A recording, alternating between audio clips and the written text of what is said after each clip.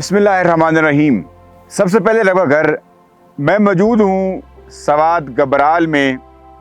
सैलाब के तबाहकारियों के बाद बर्फ़बारी की वजह से इस एरिए में जो हम काम हमने शुरू किया था मसाजिद का, वो हमें काम वाइंड अप बंद करना पड़ा। अब अल्लाह के फजल व करम से दोबारा मसाजिद की तामीर का आगाज़ हम करने जा रहे हैं।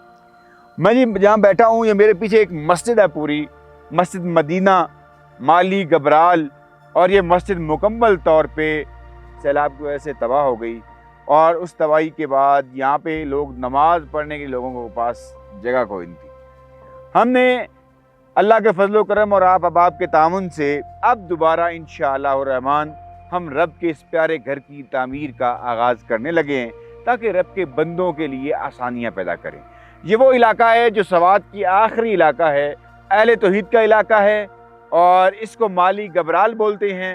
और इसलिए यहाँ पे मस्जिद की तामीर की ज़रूरत है। मैंने यहाँ लोगों से बात की, मैंने कहा कि अब फिर यहाँ मस्जिद बनाएंगे तो पानी फिर आएगा, फिर इसको तबाह बर्बाद कर देगा। तो उन्होंने कहा वो पानी जो है बेसिकली अपनी जगह पे चलता है, वो नाला अपनी जगह पे चलता है, वो इधर उधर नहीं होता। लेकिन वो इस दफ़ा जो हुआ ये रब का अज़ाब था, ये किसी के पता ही नहीं चला, किसी के बस में ही नहीं था। ये कई 50 साल बाद 60 साल बाद ये ऐसा हुआ है, इससे पहले कभी ऐसा नहीं हुआ। तो इसीलिए रब के घरों की तामीर की ज़रूरत है। और आप देख सकते हैं इर्द गिर्द जो है ये कितनी आबादी है जिसको रब के घर की ज़रूरत है। और यहाँ पे कमाल ये है, यहाँ पे 100% लोग नमाजी हैं अल्हम्दुलिल्लाह।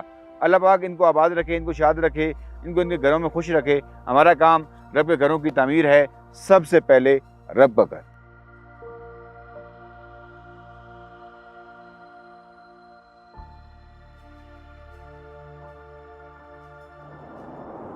आगाज़ सहर, हमारा आज़्म भलाई हर कदम।